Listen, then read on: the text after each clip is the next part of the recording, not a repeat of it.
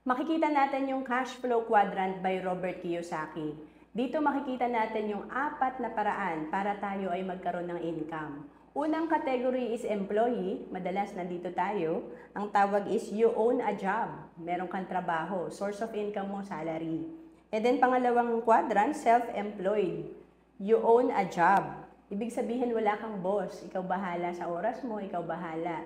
Flexible, parang freelancer. And then, business owner. Ito yung quadrant 3. You own a system and people work for you.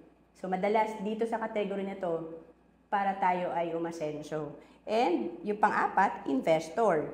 Money works for you. Ginagawa din to ng mga mayayaman para magkaroon ng passive income. So, madalas, 80% dito belong sa employee at pagiging self-employed. So, maganda daw, i-convert natin, no? Dito tayo pumunta sa quadrant 3 and 4. 20% lang ang nandito, kaya konti lang talaga ang umaasenso at yumayaman. Kung naghahanap ka ng business or kung saan ka pwede mag-invest, pwede ka maging financial educator kagaya ko. Kasi dito, may career ka na, matututo ka pang mag-invest. To know more, comment ka lang.